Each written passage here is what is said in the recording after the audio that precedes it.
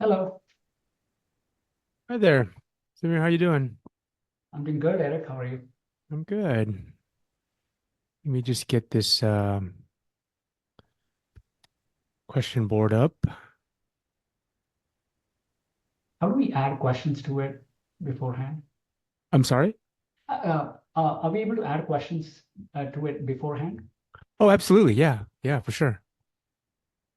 Hi, Shayna. Hello, Long hi. time no see. Oh, we met. We met an hour. Liza, how are you? Hi. Welcome, welcome. Awesome to see you guys. Um, I'll be using the question board today. I know I've been a little bit inconsistent about it, but let's go ahead and use it today because I don't have any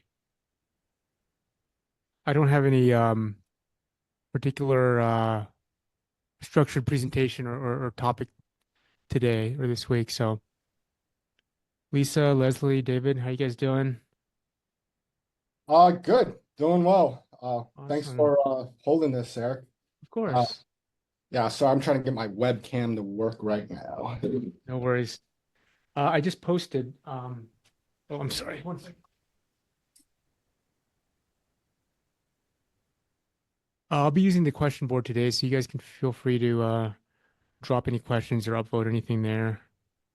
I think there's a lot of older questions there. I don't know how to answer. Yeah, let's see. I usually do a decent job of sort of garbage collection here.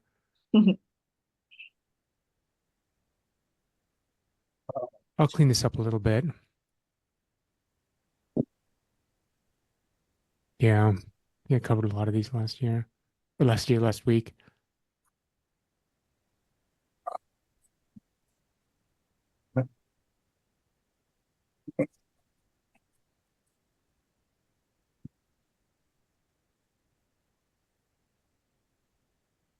Right. Yeah, if you're just jumping in here, feel free to click on the link in the chat to the question board, and and we can try to go through those.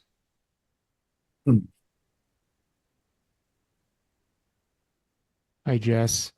So hi everyone. Let's just get started here. Quick show of hands. First timers. David, awesome. Samantha. Okay, welcome. So I imagine most of you are coming from the NSA, the Never Search Alone community. I was a moderator for two groups over the past 12 months. They've since moved on, which I'm happy for.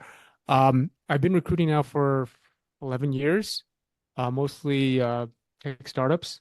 Um, and prior to that, I was in software product development, product management, and did some engineering design too. So I have a bit of an eclectic background. Um, and so I started this just so I can help folks get some insight into that black box of recruiting, with the intent that a little bit of information can go a long way in terms of helping job seekers navigate their search, their interview processes, and then how to interact and really partner with recruiters that they may work with, right? And so what I do this weekly, usually 30 minutes to 60 minutes. It just depends. Today's a little bit unstructured. But I do have a question board that I put into the chat here. I have to keep updating it, but um, I have a link there. So if you want to put any questions into there, we can use that to manage that. If there's any questions there that are particularly top of mind, you can upvote them, and I'll try to focus on the ones that are most upvoted. As I'm answering questions, I definitely welcome perspectives and input.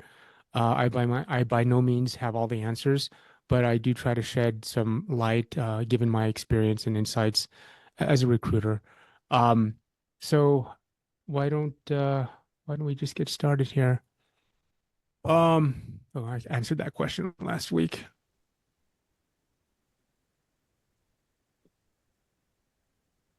Okay. All right. Let's see.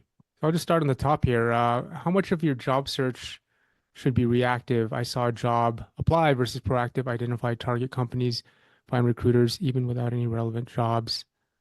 Generally, it would be helpful to discuss time management. Yeah, time management, right? The whole job search effort is a bit of a exercise in, energy and time management. Well, whether you're not currently working or whether you are currently employed, it is sort of a balancing act. So, as far as being reactive and seeing a job and applying and versus being proactive, I think either way you should, and this is sort of prescriptive in the Never Search Alone community sort of playbook in terms of doing the work up front to figure out your candidate market fit statement. Is anyone not familiar with that? Okay, it's sort of like product market fit, right? You are the product, so to speak. I don't mean that in any derogatory uh, uh, terms at all, but you are effectively the product and you're trying to figure out how you can connect with the market, what your market value is. You're trying to market yourself, promote yourself, and you have to figure out like what is it that you bring to the table and how do you message and market that. And so to the extent that you can refine your candidate market fit statement to be um, quite focused, I think that would really benefit whether you are quote unquote reactive or proactive. Um, I think sort of what I've seen work is sort of a combination approach of setting up your queries, your agents, or your alerts on these different job sites, and you get stuff pushed to you that may align with the query parameters that you set in these job sites, and then you can kind of use that to kind of survey what's out there, um, but then also being proactive in terms of identifying either companies or people that are in your network that might be able to position you for a role that would align with what you're looking for. So, long story, long answer short, I would say some combination of both. Um, and then chime in if you guys have any follow-up questions. I'm not sure who posted this one, but feel free to chime in here. That's me. Nice. Just to follow up, I don't know, I'm not a very organized person, but I found that I'm just kind of like so many activities. If I continue the analogy of thinking of myself as a product and as a marketer, right?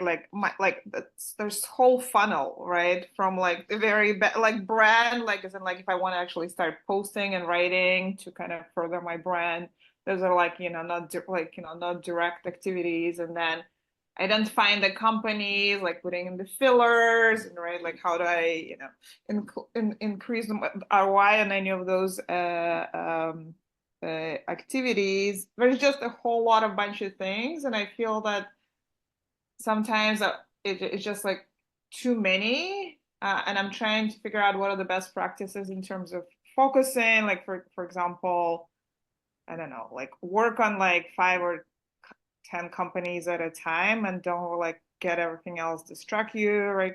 Like if there are any best practices or any, like if you can, and then down the line, if it's going to be helpful for people, kind of have a session on kind of how to like automate a bunch of those things, or like I think that would be at least like I'm in a way surprised because I am quite organized how difficult that's becoming. Like I've been thinking about like, do I need to time block certain activities just get away from me, right? So anyways, It's a great question. I mean, what you're doing effectively as a job seeker is you need to manage a CRM, right? And you might have to drip campaign some of these leads, whether they're job leads or even networking leads, right? because you need to follow up with people like Yeah, already. yeah. And so when you start doing this in scale, like you need some sort of platform. I mean, if you're not doing it at scale, like whatever, a Google Sheet, Excel sheet could probably work well for you in combination with some sort of calendar and alerts or whatnot. But if you're trying to do this at scale with any sort of consistency and minimal sort of cognitive effort, you need some sort of platform to do that. There are solutions out there. I can't speak too intelligently about them, but let me just make note here because I will. There's one that I came across the other day, and there's people that were using them. So again, I'll add it to the email that goes out, and hopefully that could be something that'd be helpful. But yeah, no, I feel for you. It's a balancing act, and to the extent that you can find a platform that supports some level of automation and just nudges you, to take action when you need to take action. That would be very helpful, I believe. So Also, Lisa, Right. there is a Megabo dashboard which the Never Search Alone book talks about. It's a good framework to manage your outreach efforts, interview practices, jobs that you've applied to, and keep track of those. So you could start getting a sense of how you're pacing yourself week after week. Right. Our But that's JSC, just that says like so many I've done like per week I've done that many rather than like yeah. specific people, specific companies, like which is Right, right. But I think just without getting into the specifics, I think it is that week after week trend that you could look at and see, hey, is my interview funnel kind of drying up? Then I need to, think about ways to, focus there right. versus, if I'm getting too many interviews, but just not able to convert any of those, then probably you need to focus on more interview practice sessions or, reassessing the Right. candidate market fit because it's probably not advancing you. So I was just Yeah. commenting on using Right. that That's just board kind of dashboard. measuring, yeah, you're kind of measuring your KPIs and like adjusting based on what they show. I agree with that. And I think, yeah, but what I was talking about that and also kind of broader, kind of how to manage all of those activities, because if like that alone just takes so much brain space. It is like, yeah. So Samir, was that what was that you mentioned? Was it It's a called a Google Maggie Doc? Bow. Maggie Bow Is it dashboard. a SaaS like software? No, no, no, I think it's just a spreadsheet, like just on the Google yeah, or it can be a Google Sheet. spreadsheet. It's just this week, like it's a table, right? You just say table and like here is activities, here are the weeks, and you say this. I did so many Yeah. networking interviews, which is helpful to kind of overall track your level of activities, but not like Oh yeah. The Meg I don't know how to pronounce that. I'm Megabow happy to share my dashboard. screen. I have it up on the one that our JSC is using, if you like. Do you have a link to that, I, Samir? Maybe you can drop it in the I don't chat. have a template link. I just have the Maggie Bow dashboard that our JSC is using. Okay. So I can I'll only look it up. share. But I Yeah, think I Yeah. know what. yeah. And if you want to share that, Samir, I can include that into the follow-up email. But I think what I'm hearing, the point is that, there's some, there's spreadsheets out there, and then if you get more sophisticated, you can actually have CRMs that are, helping to automate some of this stuff and so forth. But yeah, so all right, let's move on here. Um, how much of our okay, anyone have experience using reverse recruiting services? Would you recommend them? This is interesting.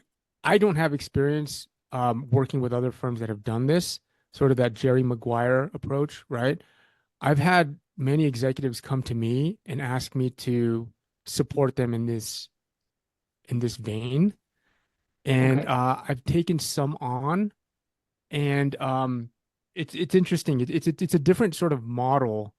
And the marketing is sort of different. There's this approach called most placeable candidate, where I would work with a client, an executive, for example, and basically market them to people either in my network or just cold. And I Oh, haven't cracked the nut on that, to be quite honest. I see. Maybe it's a function of what's going on right now in tech. Um, but I haven't been able to crack the nut on that. And I can't speak too intelligently about other firms that do Sorry. this. So when you say, Eric, you haven't been able to crack the nut, is it that I guess sussing out the story of the execs that you think you can take on is just not, you're not able to come up with that most placeable candidate pitch, or that there is kind of conflict between the candidate going off and applying on their own and you trying to represent them in your network No, and that's something I manage, right? I coach okay, the executive and say, hey, you find an opportunity, don't apply, let me know, and I will got it. work Okay, the marketing, the outreach through I the see. different channels to get them in. But I see. what I mean about like not being able to crack the nut is I haven't been successful in sort of growing this part of the practice, Mhm. and the numbers are it there's most executives have less budget than a company would in terms of Yes. allocating for these kinds of services, right? Got it. It's rare. I mean, I had one client that said, "Hey, I'll pay you a retainer and I'll give you my first month's salary." And Got it. it's Yeah, rare, yeah. That's what right? I've seen. Like the fee structures could be some flat amount and then a percentage of the salary.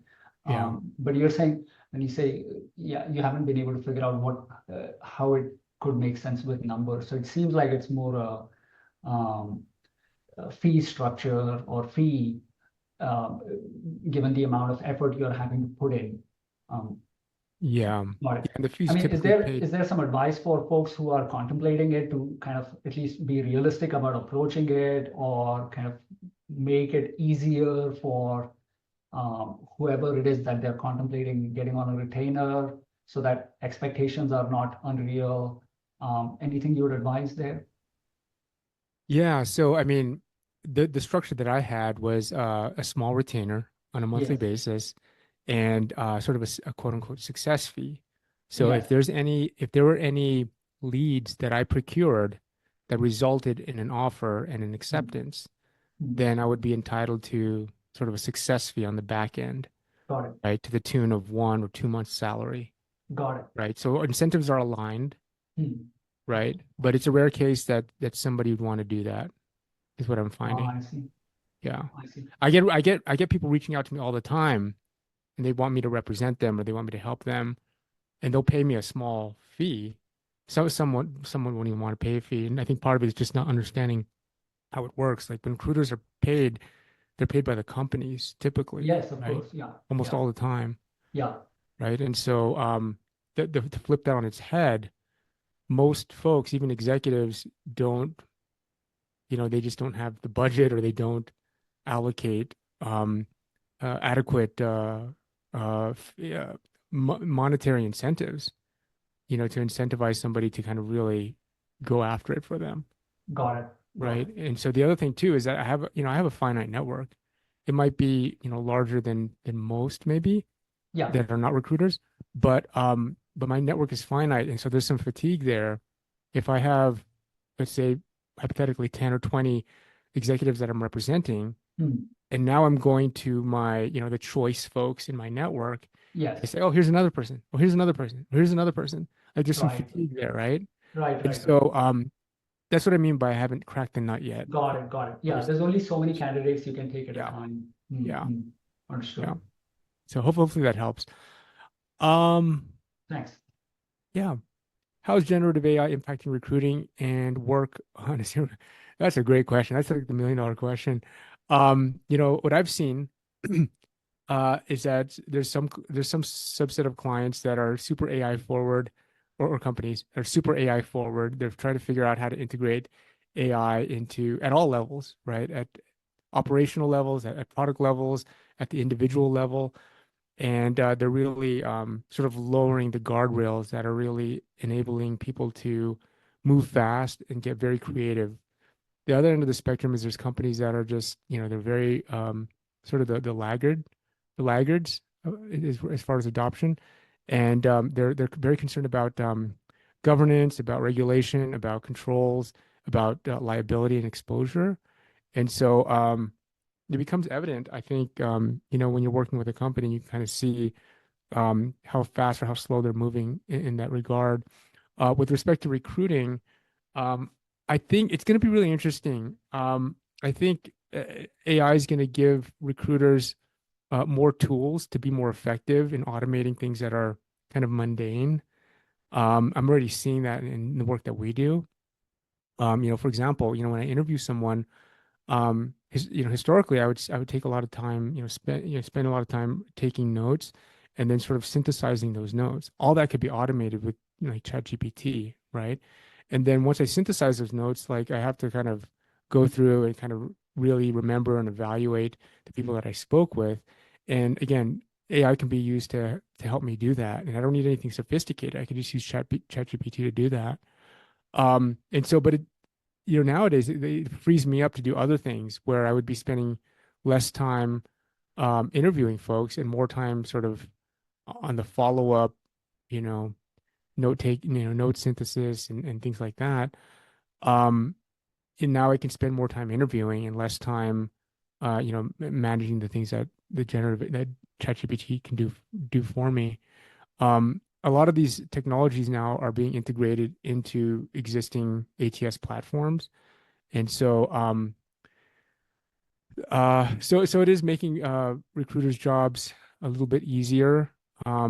But also, sometimes when I do get people reaching out to me, like I don't know if it's written by a GPT or not. And I think similarly, when people are, when people are communicating with each other, like they don't know, and sort of that feeling or the need for like a human interaction, I think is going to be increasingly valuable.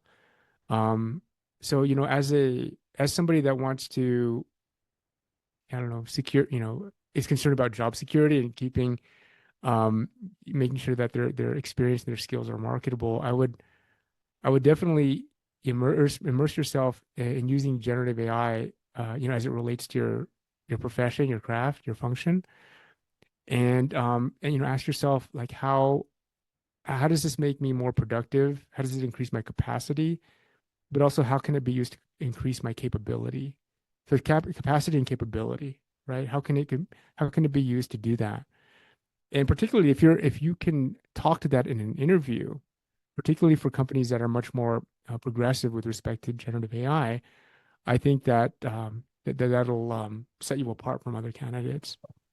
So, but as far as like the 0 to 5 year horizon, who knows? I mean, I think there's this idea that um, the human experience will become increasingly valuable, the face to face, the ability to sell, the ability to communicate will become more valuable. And then a lot of the behind the computer work will become more like you can delegate that to AI. So um, again, just sort of my perspective there. Um, what are the main misconceptions about recruiters and the recruitment process? Um, yeah, that's an interesting question. So maybe some misconceptions, and I'd love to hear from you guys. Maybe some of the misconceptions about recruiters are that they're, well, this is true in many cases, not all cases, that they're just trying to close a deal, right?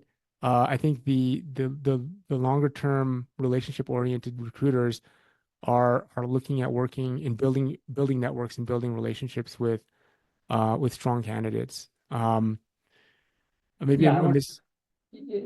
sorry, this Sure. is Samir.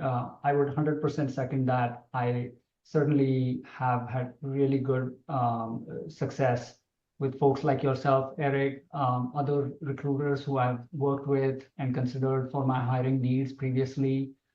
They have been all fantastic whenever I reached out to them over LinkedIn. So I do feel like while recruiters are a busy set of Yeah. folks in such a soft market, they are certainly responsive to genuine introductions and cultivating that network over the long term. Yeah. I think another misconception is that recruiters are ignoring you. Um, so I would recommend just, for your own peace of mind, not to take that personally. If you feel like the recruiter's not getting back to you, just assume that, and it's highly probable that it's the case, that they just have an inordinate amount of requisitions and inbound that they're receiving, that they just haven't gotten back to your email, and it's not malicious on their part. Um, yeah, I would just sort of throw that in there. Um, Maybe a misconception about the recruitment process is that the recruiters and the people involved have it all figured out. I think sometimes there's a misconception that companies know or teams know what they're looking for. It's often the case, especially in earlier stage companies, where they don't really know what they're looking for. They have a job description and it looks like they know what they're looking for, but in reality, they don't. And they're just taking their best stab at it. And they might be going through a few cycles um, to try to understand what the market will bear, and even sort of using that to foster discussion among the team internally to understand what they're looking for. So I think it's often a common misconception that, oh, they have a defined job description, they have a defined recruitment process, they have it all together, they know what they're looking for. A lot of times it's not the case. So don't assume that. And so what that means for you as a candidate, right, is if you can be a partner, be more than just a candidate. Like if you can be a partner with the recruiter and the hiring team, especially if you sense that they don't know what they're looking for, if you can be a partner to them in sort of a consultative fashion and effectively helping them hire, helping them understand what they could be looking for, should be looking for, and how about going about and how they should go about finding that. That elevates you from being a candidate to really a partner, right? In helping them solve their problem. So that there's an opportunity there, based on that misconception. Can I add there, just like from my personal experience, I just had a interview where I applied for a role that was very junior, and then there were like a company which is I think Series B.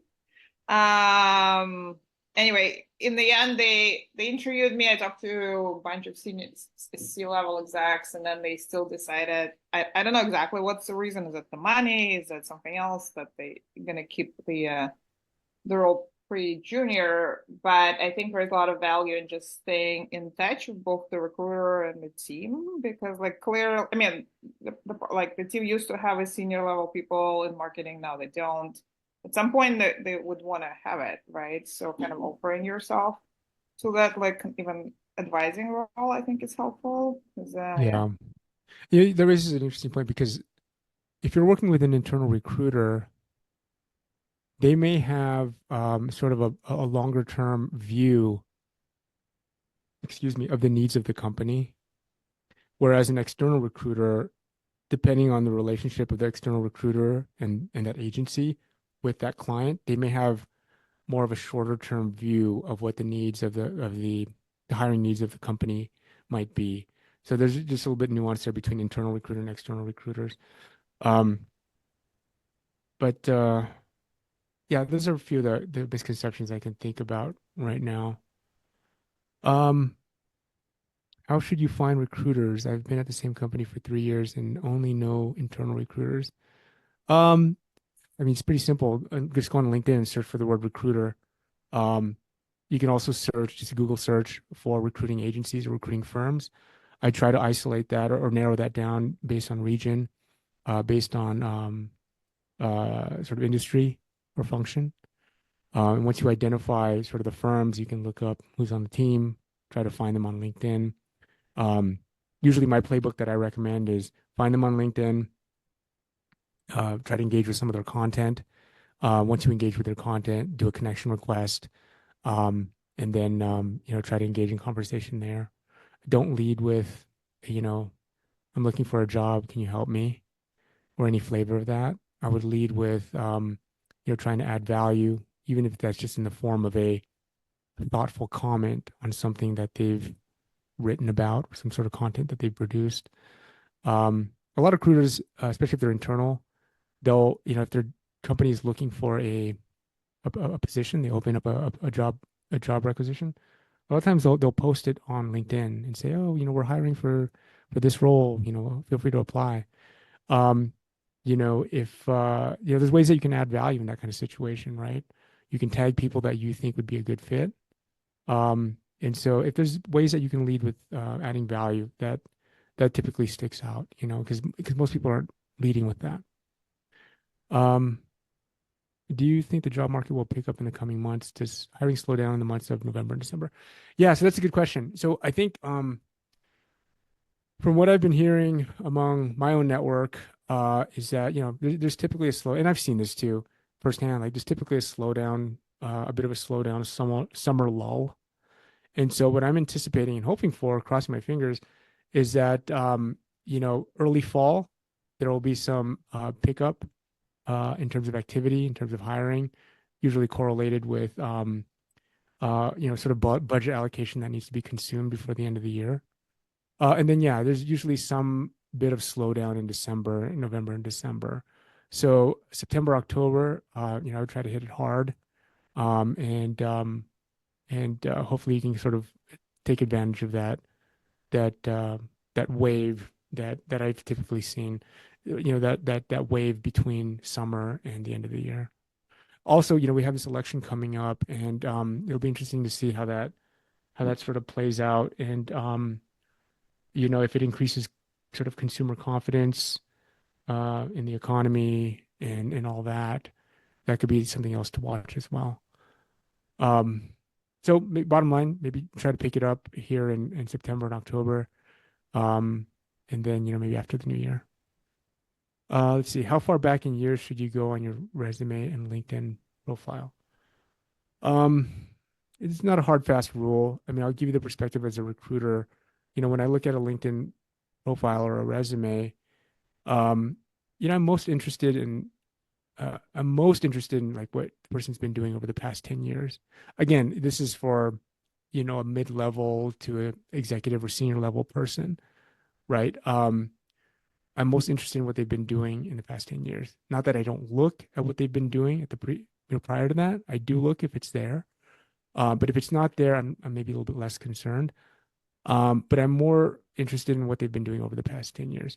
Now, if they were at the same company for the past 10 years and let's say they had a 20-year career, and I only see that one company for the past 10 years, I would be much more curious to be like, okay, well, how long have they been at that company in their 20-year career? Like, what were they doing before that? So I am very curious to see, like, how a person's navigated their career in terms of like how they've moved from one company to another. Like, is there a trend from going from small companies to large companies, or vice versa, or back and forth? So yeah. Brandy, you have a I question? also, Yeah, I was just going to say, it sounds like you're suggesting that the trend for our parents, just like tenure is the way, stay one place for a long time, and that shows commitment, maybe is shifting. Yeah. I mean, again, so take this with a grain of salt, right? Like, I've been working primarily in tech with early to growth stage startups. And so for somebody that's been a 10 or 20-year person with one company, there's a bit of maybe a bit of a stigma around that. Right? The stigma is this. The stigma is that, you've only been exposed largely to one culture, right? You haven't seen other ways of doing things.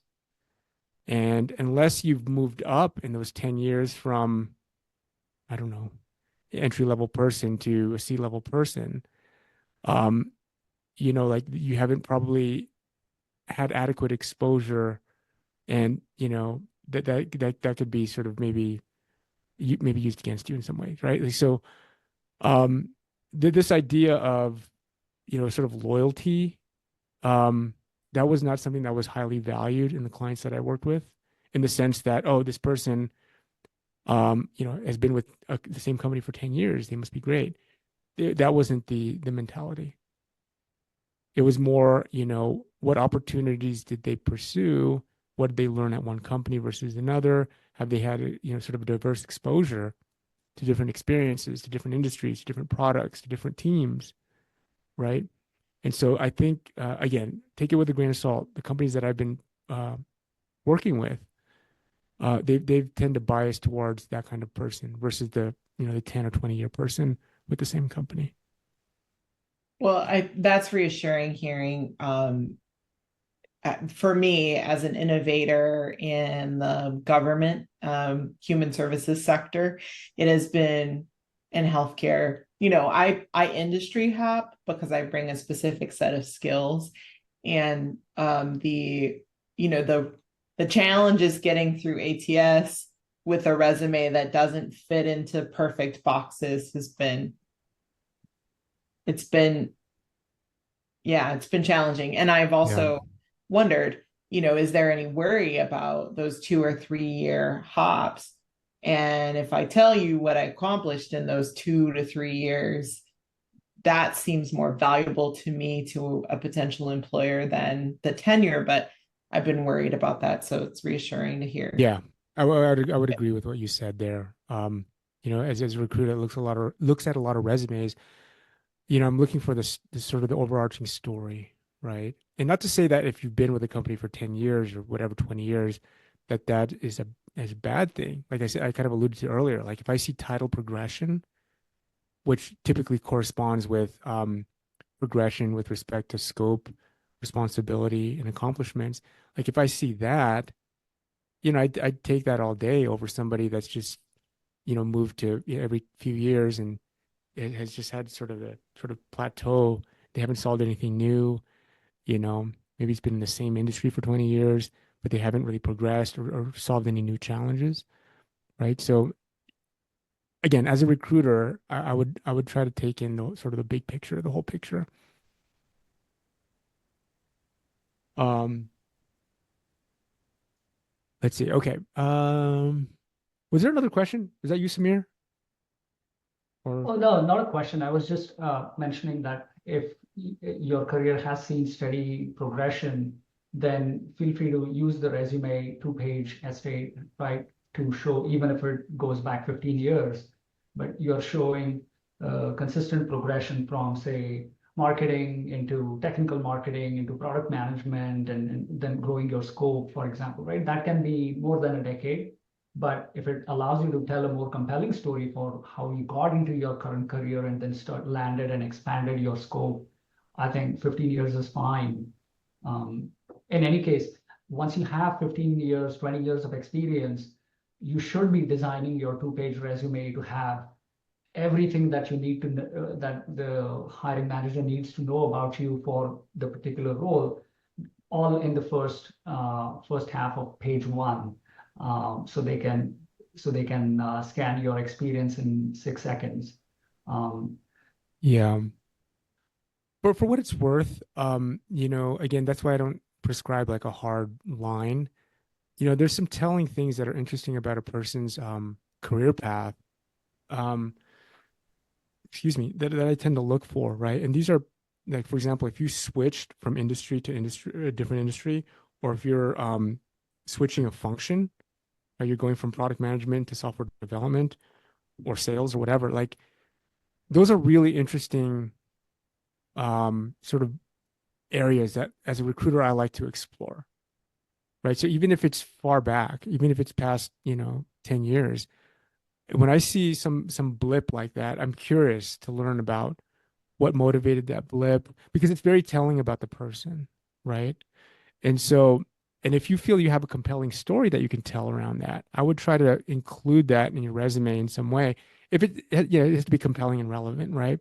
So if it's compelling and relevant and you're excited to talk about it, I would include that on your resume as sort of a nudge or a conversation piece to prompt that conversation. So again, there's no hard, fast rules here, but just some things to consider. How should I respond to the recruiter in the first contact call asks me if I have any questions? Most of my questions, and there are a lot of them, are for the hiring manager and about the role. So usually the first contact call or screener call, as most folks like to refer to it as, is usually with the recruiter, right? And almost inevitably they're going to ask you, they might even lead the conversation with, before we get started, do you have any questions? Right? And don't ever say no. That's a bad thing. It's a really bad thing. If you have zero questions, and again, I'm giving you my perspective, my perspective as a recruiter. If you have no questions, it signals a ton of bad things. Either you didn't do any homework, you're not interested, you're not curious, you're not making good use of my time and your time. It's bad. They're offering you a resource, an opportunity, and if you're not taking it because you're not prepared, then as far as I'm concerned, that's a black mark, right? And you might not even go forward. So be prepared to have questions, and recruiter might not be technical, right? They might not know the technical. They might not be able to answer technical questions about the role, but try them. They might be able to. In fact, there's a lot of recruiters that are able to, and so I would definitely use it as an opportunity to get a sense of the culture, their own personal experience, like why they started, how they joined the company, What are they excited about with the company? What do they know about? There's just a million questions you can ask. You can ask some questions about the interview process. Well, I would take it much further than that. You can ask some questions about their pipeline. Again, going to that idea of partnering with them, right? That's one of the best ways that you can demonstrate just how you add value, right? It's one thing to talk about the value you could add, but when you're on a call with them, instead of talking about the value you could add to the company, show it right then and there. Like, how can you add value to that recruiter's problem? The recruiter's problem is they need to fill this position, right? They need to, or the recruiter's problem might even be like they don't know what they're looking for, and they might not tell you that directly, right? But the recruiter has problems that they need to solve, and to the extent that you can elevate yourself from a candidate to a problem solver, a consultant, a partner that's helping them navigate that, then you really leave a really good impression, right? So take a consultative approach, right? It's not just questions that are relevant to you as a candidate necessarily, but it might be questions related to, hey, how can I help you solve this problem? So that's my take on it. And the people that do that I interview, like they're just the most memorable people, right? And so even if they're not the right fit for that particular position, I'm just going to remember them, right? And so when any other client or any other role or any other role that comes up that might be remotely relevant to them, I'm going to remember them. So yeah, it's a huge opportunity. If and when the recruiter asks you, do you have any questions? I would not say, oh, it could be. Here's one way to frame it. Like, it could be very insulting to a recruiter that you just met when you say something to the effect like, oh, my questions are too technical for you, or something to that effect. I'll reserve that to the hiring manager. I would assume that the recruiter is as competent as the hiring manager.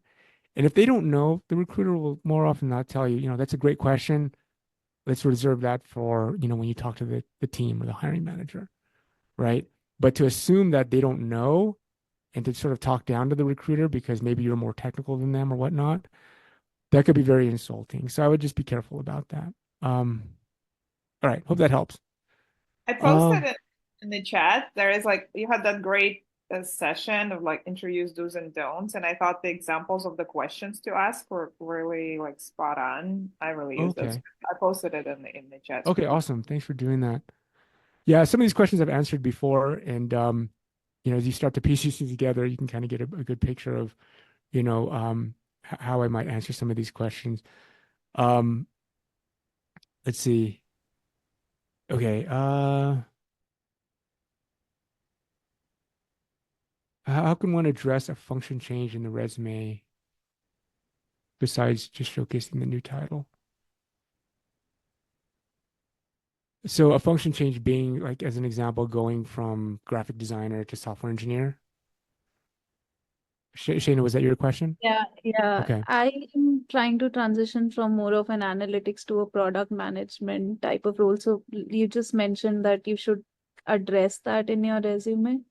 So I was just curious to know how to do that besides just mentioning the new title in your resume. You specifically mentioned that it can be a blip for recruiters, so you should address that in some sense. So have you made the curious. function change already?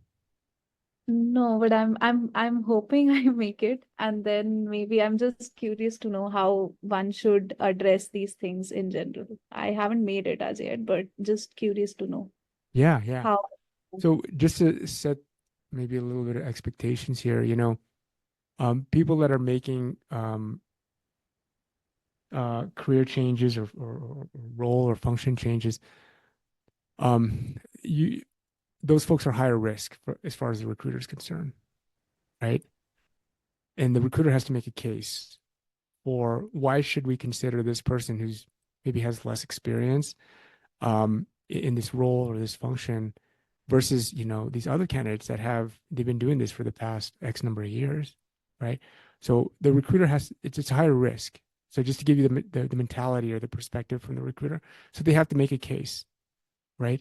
And so most recruiters, especially early on in the conversation, in the interview process, they're vetting for experience and skill set, but they're also vetting for sort of cultural alignment, cultural fit, cultural add, as some folks like to say, right? And so to the extent that you can help them on that front too, that would be highly valuable, right? It's like, oh, you got to, you want to give them the ability to go to their hiring manager and say, you got to talk to Shayna, right?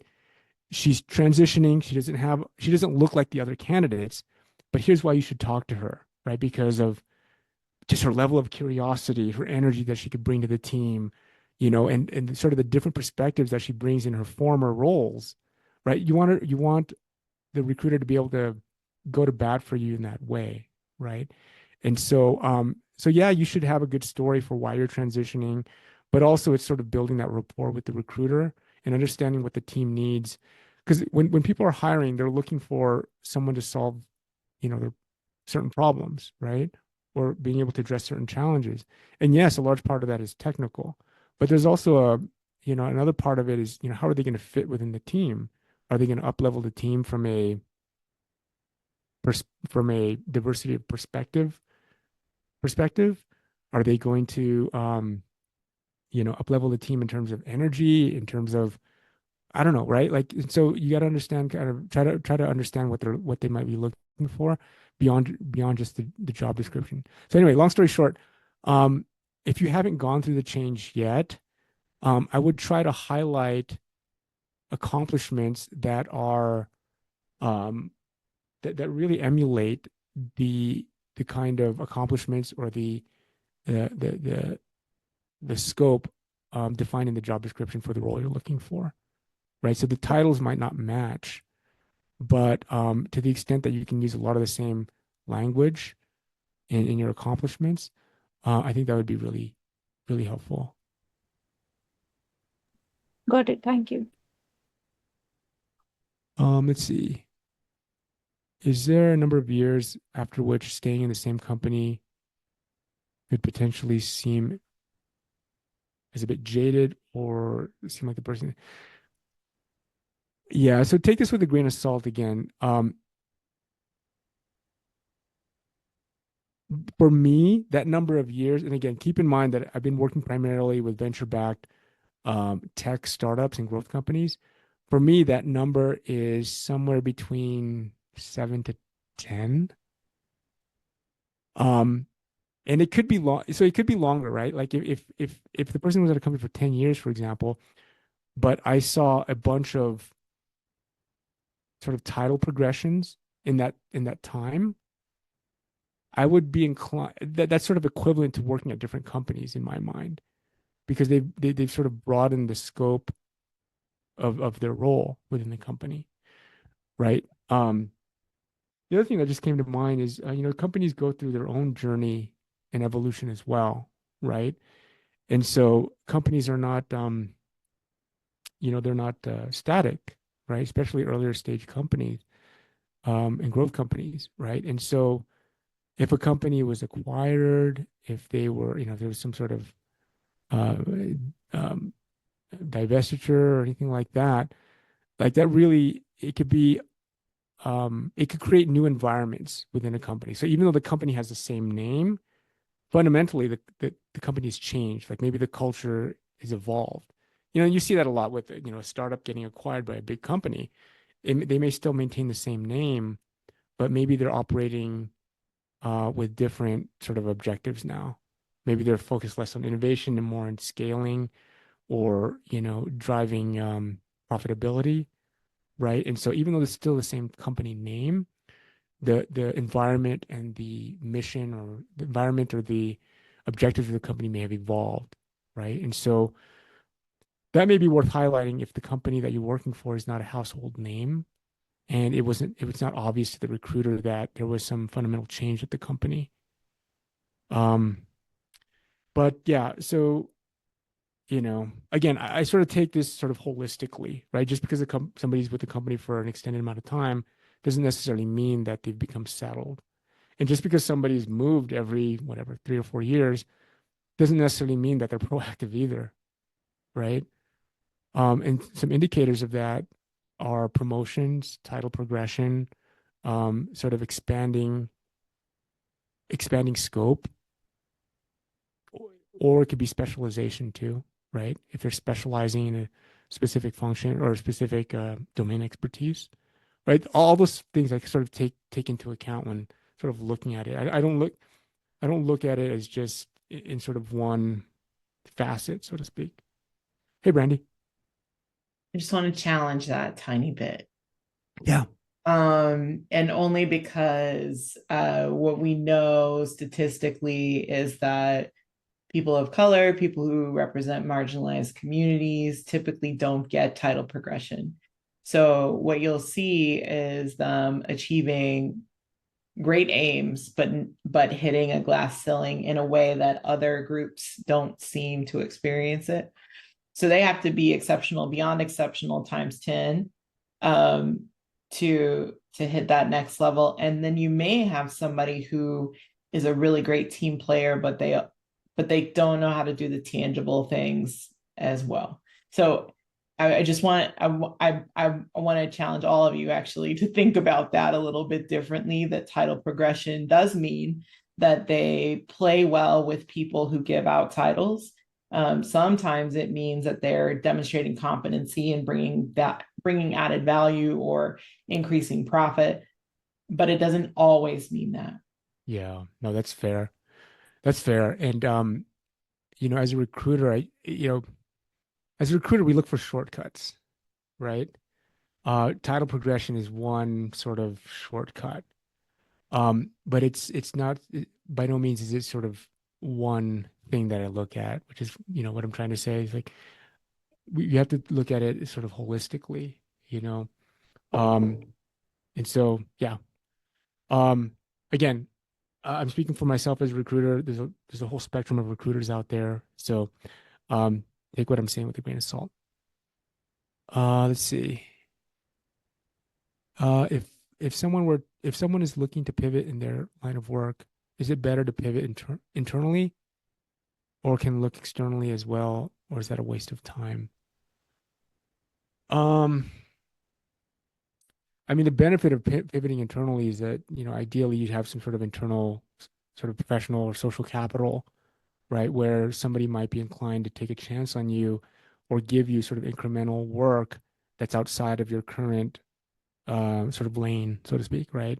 So if you're moving from a software developer to being a product manager, chances are you already work with product managers and you might be able to take on some of their work that you could reference as product management work. And you can start to do that, maybe take some work off of the product manager, and then, maybe start to build a case for taking on even more work, and then maybe building a case for, hey, I'm going to move from the software to the engineering department to the product management department, right? So there's pathways for that. And not to say that you couldn't do that concurrently by sort of positioning yourself externally to do that. But if you're trying to pivot your, from one line of work, be it like function or role, what I'd recommend is, taking on additional work in that function, and being able to look for work that you can effectively add to your resume, right? And you can start to, and again, going back to like the titles, right? Titles are one thing, but the recruiter and the hiring manager, the person looking at your resume or LinkedIn profile, they're going to be looking too at the accomplishments, the bullet points, right? And if those resonate with a product management role, just using that as an example, right? Then they could see a lot of overlap. So yeah, I don't know if it's mutually exclusive. I think you could do both. But I think the focus is on sort of developing your skills by taking on work that, again, you can use to augment with bullet points on your LinkedIn or your resume. Can I continue to negotiate after an offer letter is sent by the employer? Once they send one for me to review and sign, and I still have questions and points I would like to negotiate.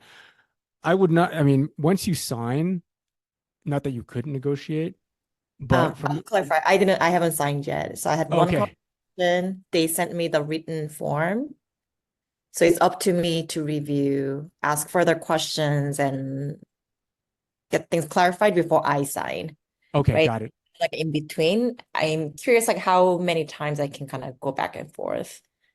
Like the time Yeah. is ticking by the moment I receive the offer, and like how many opportunities do I have to make the best package that's possible for me.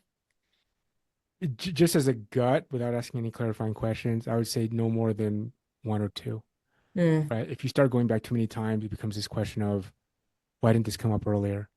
But to dig in a little bit more in terms of your question, it sounds like you got an offer, a verbal offer, you got a written offer. Are you working with an internal or an external recruiter? internal. Is that internal recruiter is your point of contact? He or she is Mhm. orchestrating and sort of working with you directly. Yes. Yes. Okay. Um, have you have you talked with that recruiter about your compensation expectations? Yeah, so I've signaled to her that I'd like more compensation. There's just like a few kind of details that I want to iron out. Um, like the title change they made, compensation bump a little bit, but not like a lot for me to like match my previous compensation. So they've done, they've listened, accommodated my request. I mean, but nothing had been like formal. Like it was more of a conversation.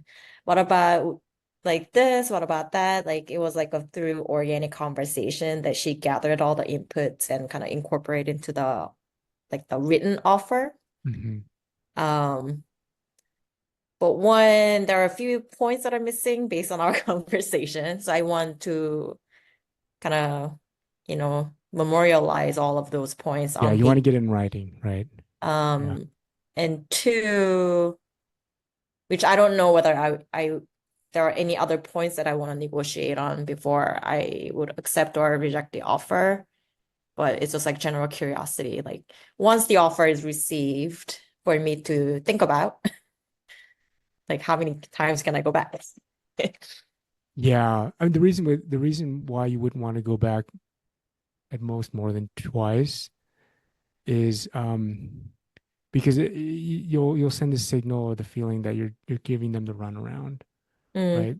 And so it's important for you to know what you want, sort of what your floor is, right? And it's negotiating from there. Just a few things. Like I would recommend, I guess one of the question is this a larger company or is it a smaller company? it's a well-known company, but small. Well-known company, but small. So if they've been around for a while, which I assume, they probably have pretty um, refined processes for how things work, right? And It doesn't so look like it. So they they used not to focus on R&D and now they're transitioning into commercialization. okay. Um, so What I'm I think trying, processes, I think they're kind of like figuring it out as they go. okay, They are going through the growth pain, in my opinion. It doesn't manifest as like a cultural change or things of that nature, but they're at a point where processes will start to be implemented. okay. And I'm using their maturity, their process maturity as sort of a proxy for how Mm. rigid they might be in negotiations. I Because see. Yeah, I don't there's think some there is any correlation, process. there, Yeah, right? yeah. So generally speaking, what I recommend is do the negotiations as much as you can before you get the written offer, right? Because the written offer, not that you can't go back, but generally speaking, you want because the recruiter is in a position where if they're going to extend you an offer, that recruiter will know that. And Mm, the fact that they're extending you an offer means that they think you're the right fit for the team, right? And so at that point, you have some leverage knowing that. But also the recruiter is incentivized to make this work, hmm. within their means, right? And so you could consider using the recruiter um, as sort of a sounding board. I mean, you have to use your own judgment too, right? Like if you feel that they've been a good partner to you throughout the process and sort of an advocate for you, even though they work for the company, but they've been really an advocate for you, then you might be more inclined to pick their brains, to bounce Mhm. stuff off them, to get a sense of, who's making the decisions here. Like, because sometimes it's not the hiring manager that makes a decision about their ability to kind of increase the comp or whatnot, right? Sometimes it's not the hiring manager's decision. Sometimes it is. Like maybe they own the budget and they can allocate budget as they please. And so trying to get a sense of sort of that latitude that they have.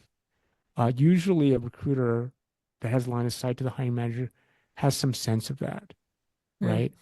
And if it's the case that so usually the recruiter doesn't have power in terms of making hiring decisions. They have a lot of influence, right? Because usually they have the hiring manager's ear. The hiring manager usually has the hiring decision authority. But at the same time, the team, again, depending, right?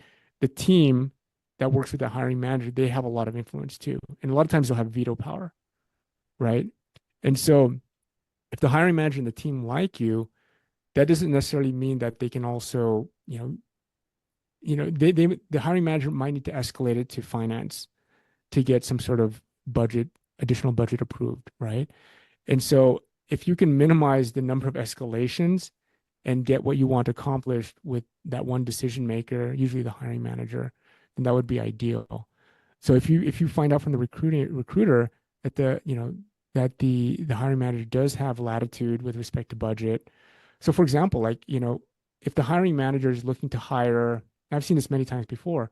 If the hiring manager is looking to hire, they have budget, let's say they have budget for 2 headcount, right? And it could be 2 mid-level people or a senior person and a junior person, right?